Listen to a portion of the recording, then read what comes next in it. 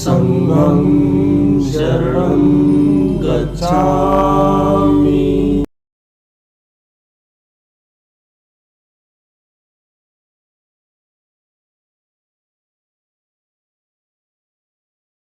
तो अब हम करने वाले हैं हमारा नेक्स्ट क्वेश्चन, जिसका नाम है सुमित एंड रोहित। ये हमारा एक बेसिक्स ऑफ स्ट्रिंग मैनिपुलेशन का क्वेश्चन है हैकर पे। इस प्रॉब्लम में हमें क्या गिवन है, इस प्रॉब्लम में हमें ना दो लोग हैं जो कि एक स्ट्रिंग गेम खेल रहे हैं, और इस गेम के रूल्स इस तरीके से हैं कि मतलब हमें each name belongs to the exactly one group. ठीक है, मतलब names of that group belong names that belongs to the same group are pairwise anagrams. मतलब कि क्या है, अगर हमें मान लो दो स्ट्रिंग्स गिवन है ना, मतलब सबसे पहले हम पढ़ लेते हैं कि first character of all the names in the same group are equal, और last character of all the names in the same group. मतलब सेम ग्रुप में जितने भी नेम्स होंगे ना, उनके फर्स्ट और लास्ट कैरेक्टर सेम होने चाहिए, और वो जो नेम्स होंगे ना वो मतलब एनाग्राम्स होने चाहिए एक दूसरे के। ठीक है, और हमें बताना है कि नंबर ऑफ ग्रुप्स जो है ना वो मिनिमम पॉसिबल कितने हो सकते हैं। तो अब अगर हम इसको देखें इनपुट को, तो इनपुट में ना तो इनपुट में हमें जैसे मान लो ये 6 गिवन है, 6 क्या है, नंबर ऑफ जो हमारे पास स्ट्रिंग्स गिवन है, और फिर हमें ये बताना है कि हमारे पास ये जितनी भी स्ट्रिंग्स हैं उसमें से कितने ग्रुप्स बन सकते हैं। ग्रुप्स मतलब एक ग्रुप में क्या होंगे, एक ग्रुप में वो सारे के सारे स्ट्रिंग्स होंगे जो कि एनाग्राम्स हैं एक दूसरे के, और जिनका फर्स्ट और लास्ट कैरेक्टर सेम है। अब जैसे हमें यहाँ पे एक्सप्लेनेशन में बता रखा है कि जो विनय और ये वेनी है ना, तो इनका क्या है, ये मतलब एक दूसरे के एनाग्राम्स की कंडीशन हमें इस क्वेश्चन में गिवन है कि एनाग्राम्स, जैसे हम यहाँ पे अगर रीड करें कि two strings are called anagrams if it is possible to form one string from another string by changing the order of the characters. मतलब हम ऑर्डर चेंज कर सकते हैं दो स्ट्रिंग्स का, मतलब दो स्ट्रिंग्स को इक्वल करने के लिए किसी भी एक स्ट्रिंग का। ठीक है, तो अगर मान लो मैं इसका ऑर्डर चेंज कर देता हूँ तो मेरे पास वो सारे के सारे लेटर्स हैं जो कि इस विनय को बनाने के लिए चाहिए। ठीक है, तो मेरे पास ये जो दोनों स्ट्रिंग्स हैं एक दूसरे के एनाग्राम्स हैं, है ना। तो बस वही है, अगर ये एनाग्राम्स हैं और उसी के साथ फर्स्ट और लास्ट कैरेक्टर दोनों के सेम है, तो ये क्या हो गया, एक ग्रुप में आ गए ये दोनों। ऐसे ही इन दोनों का भी देखेंगे, हमारे पास सारे के सारे कैरेक्टर सेम है और फर्स्ट और लास्ट कैरेक्टर जो है वो भी सेम है ना। ऐसे इसमें देखेंगे तो ये हमारे पास क्या हो गया, ऐसे करके 3 ग्रुप्स बन गए। ठीक है, तो अब ये देखते हैं कि हमारे पास इस क्वेश्चन को सॉल्व करने का तरीका क्या है, मतलब हम इस क्वेश्चन को कैसे अप्रोच कर सकते हैं। तो उसके लिए एक बारी जैम बोर्ड पे आते हैं। तो जैम बोर्ड पे आने के बाद ना हम ये देखते हैं कि हमें इसमें अप्रोच कैसे करना है। तो उसके लिए हमें क्या करना पड़ेगा ना, जैसे मान लो हमें ये गिवन है कि हमारे पास विनय गिवन है और ये गिवन है VNIAE। ठीक है, तो अगर हमें इन दोनों कैरेक्टर्स को ये देखना है कि ये दोनों एनाग्राम्स हैं या नहीं। ठीक है, मतलब ये सेम ग्रुप में आ सकते हैं या नहीं। तो एक ग्रुप में आने के लिए क्या क्या कंडीशन है, सबसे पहले तो फर्स्ट कैरेक्टर जो है दोनों के वो सेम होने चाहिए, उसके बाद जो लास्ट कैरेक्टर है वो सेम होना चाहिए, और उसके बाद जितने भी इसमें कैरेक्टर्स हैं ना वो सारे के सारे कैरेक्टर्स इस वाली स्ट्रिंग में अवेलेबल होने चाहिए। मतलब अगर ऐसा होता कि यहाँ पे ना ये ओ एक्स्ट्रा होता और यहाँ पे वो ओ नहीं है, तो इसका मतलब ये जो है सेम ग्रुप में नहीं आ सकता, क्योंकि अगर हम इसको किसी भी फॉर्म में अरेंज कर दें तो उससे हमारा ओ तो हमारा ख़त्म नहीं हो जाएगा ना। हम किसी भी कैरेक्टर को डिलीट नहीं कर सकते, हम बस उसे अरेंज कर सकते हैं। ठीक है, तो अगर हमारे पास कुछ भी कम या ज़्यादा है तो वो हमारे पास सेम ग्रुप में नहीं आ सकता। ठीक है, तो एक तो हमें ये चेक करना है कि हमारे पास जो भी स्ट्रिंग्स हैं, मतलब जितनी भी स्ट्रिंग्स हैं उसमें से हमारे पास कौन सी ऐसी स्ट्रिंग्स हैं जिनके कि सारे के सारे कैरेक्टर्स क्या हैं, सेम है ना, और फर्स्ट और लास्ट पोजीशन पे जो कैरेक्टर है वो भी सेम है। तो और उसके बाद हमें क्या करना पड़ेगा ना कि जैसे मान लो हमारे पास ये मिल गया कि हमारे पास ये वाला जो स्ट्रिंग है ये इसके बराबर है। ठीक है, अब मेरे को क्या करना है, मेरे को और भी तो स्ट्रिंग्स मिल सकती हैं जो कि इस विनय के बराबर हो।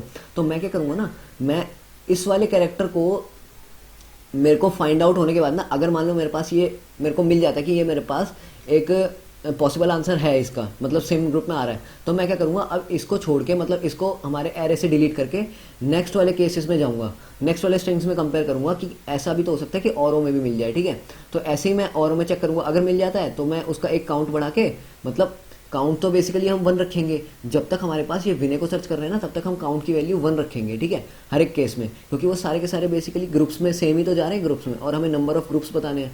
ठीक है, तो जब तक हम विनय सर्च कर रहे हैं हम अपने काउंट की वैल्यू को 1 रखेंगे। ठीक है, और जैसे हमारे पास विनय खत्म हो जाता है ना, मतलब सारे स्ट्रिंग हमने देख लिए, उसके बाद हम क्या करेंगे, एक नेक्स्ट स्ट्रिंग पे जाएंगे। जैसे मान लो हमने देख लिया कि अब हम देखते हैं ब्रदर जो है वो कहाँ कहाँ पे मतलब स्ट्रिंग्स जो है वो बन रही हैं, कौन कौन से जो स्ट्रिंग्स हैं वो एनाग्राम्स हैं इसके। ठीक है, तो अब मैं क्या करूँगा ना, नेक्स्ट स्ट्रिंग पे जैसे ही मैं गया तो मैं इस काउंट को अपने आंसर में ऐड कर दूंगा। मतलब प्रीवियस हमारा जो काउंट बन रहा था ना, मतलब प्रीवियस हमारे जो अभी तक ग्रुप बन चुके हैं उसमें मैंने इस काउंट को ऐड कर दिया। ठीक है, तो अब मैं क्या करूँगा, मैंने जैसे मान लो ब्रदर सर्च किया तो ब्रदर मेरे पास काउंट जो है वो 1 आ गया।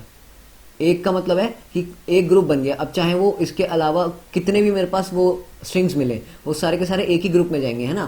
तो अब मैंने काउंट जैसे 1 कर लिया, फिर मैं क्या करूँगा, फिर वापस से मैं इस आंसर में अपने काउंट को इंक्रीमेंट कर दूंगा। ऐसे ही करना है बस मेरे को। तो इसमें क्या करना है ना मेरे को, अब बेसिकली हमें क्या करना है, फर्स्ट और लास्ट कैरेक्टर को कंपेयर करना है और उसके बाद हमें बाकी सारे जितने भी एलिमेंट्स हैं ना उनको कंपेयर करना है कि क्या उनका जो काउंट है वो दूसरी स्ट्रिंग्स जिससे हम कंपेयर कर रहे हैं क्या उसके काउंट के बराबर है। और यही हमें मतलब पूरी स्ट्रिंग्स में, मतलब हर एक कैरेक्टर के लिए पूरी की पूरी जितनी भी हमारे पास स्ट्रिंग्स है ना सबको कंपेयर करना है, सारी की सारी। मतलब अगर हम मिडल वाली स्ट्रिंग्स में भी हैं तो भी हमें ऊपर से लेकर नीचे तक कंपेयर करना है सबको। तो अब देखते हैं इसको कोड में कैसे कर सकते हैं।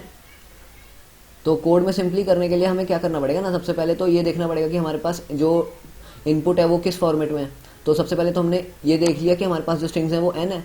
फिर हमने क्या किया, हमने n लूप लगाया और हर एक लूप में हमने क्या किया, एक एरे स्ट्रिंग लिया। मतलब हमने जो ये किया था 84 लाइन में हमने क्या किया, एक एरे बनाया जिसका कि डेटा टाइप क्या है, स्ट्रिंग है। इसमें हमारे क्या होंगे, वो सारे के सारे स्ट्रिंग सेव होंगे जो कि हम इनपुट ले रहे हैं, ठीक है।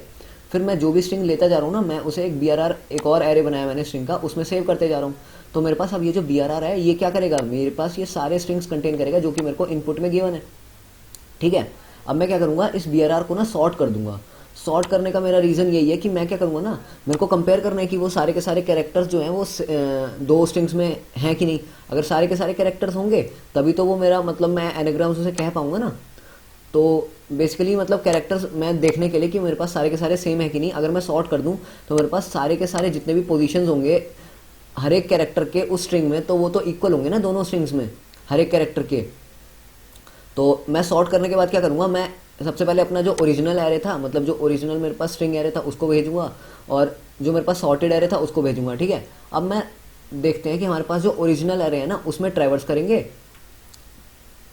ये देखते हैं इसमें मतलब हम क्या करेंगे, हम फिर से वही करेंगे जो पहले कर रहे थे। मतलब पूरी की सारी स्ट्रिंग्स में हम ट्रैवर्स करेंगे और जो हमारे पास ओरिजिनल एरे है ना, मतलब एक एक करके सारी स्ट्रिंग को लेंगे। हमने पहले फर्स्ट स्ट्रिंग को लिया, फिर ये देखा कि अगर हमारे पास फर्स्ट स्ट्रिंग खाली नहीं है, खाली नहीं मतलब अगर वो एकदम एम्प्टी स्ट्रिंग होती है तो हम वैसे ही उसे आंसर -1 कर देंगे कि मतलब उसे हम स्किप ही कर देंगे। तो और अगर ऐसा नहीं होता है, वो स्पेस नहीं होती है, तो वहाँ पे एक स्ट्रिंग अवेलेबल है ना, तो हम उस स्ट्रिंग को कंपेयर करेंगे।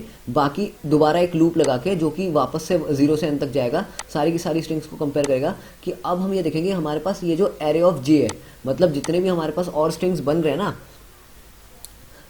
वो यही कंडीशन से फॉलो कर रहे हैं कि नहीं कर रहे हैं। मतलब इफ में मैंने जो ये कंडीशन लगाई है ये वही है जो मैं अभी समझा रहा था कि सबसे पहले तो हमारे पास जो हमारे पास जो स्ट्रिंग है वो खाली नहीं होनी चाहिए, एम्प्टी नहीं होनी चाहिए। उसके बाद जो फर्स्ट कैरेक्टर है दोनों स्ट्रिंग्स का वो इक्वल होना चाहिए और उसके बाद जो लास्ट कैरेक्टर है वो इक्वल होना चाहिए, ठीक है। और ये वो कंडीशन है जिसमें मैंने बताया था कि अगर मैं मान लो मेरे को ये कंपेयर करना है कि बाकी सारे कैरेक्टर्स भी इक्वल हैं कि नहीं, तो उसके लिए मैं क्या करूँगा, मैंने ना दोनों स्ट्रिंग्स को सॉर्ट कर लिया और मैं सॉर्टेड ऑर्डर में कंपेयर करूँगा कि अगर मेरी सॉर्टेड ऑर्डर में उनकी हर एक कैरेक्टर की जो सीक्वेंस है वो सेम आ रही है तो इसका मतलब वही है कि मैं उसे अरेंज करके एनाग्राम्स बना सकता हूँ, है ना। तो ये मेरा वही कंडीशन हो गया। अगर मेरे पास सारी कंडीशन से फॉलो हो रही है तो मैं क्या करूँगा, मैं वो जो मेरे पास एक्स्ट्रा वाली स्ट्रिंग थी ना, जो मैं अभी मतलब जे वाले एरे ऑफ जे मतलब जो मैं एक्स्ट्रा स्ट्रिंग मतलब कंपेयर कर रहा था, उसको मैं वहाँ से हटा दूंगा, मतलब उसको मैं एम्प्टी स्ट्रिंग कर दूंगा, है ना।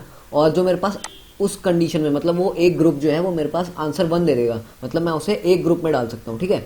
और मैं ये तब तक करता रहूँगा जब तक मेरे पास ये जो जे वाली कंडीशन है, जे में क्या कर रहा हूँ मतलब एक स्ट्रिंग के लिए, मतलब एक स्ट्रिंग के लिए सारे के सारे मैं स्ट्रिंग्स देख रहा हूँ ना, तो मैं यहाँ तक इस वाले तक 66 तक क्या कर रहा हूँ, केवल एक स्ट्रिंग के लिए देख रहा हूँ। और जैसे मेरे पास सारे के सारे स्ट्रिंग में ट्रैवर्स कर दूंगा, उसके बाद मैं क्या करूँगा, अपने ऑक्स को जो है 1 से इंक्रीमेंट कर दूंगा।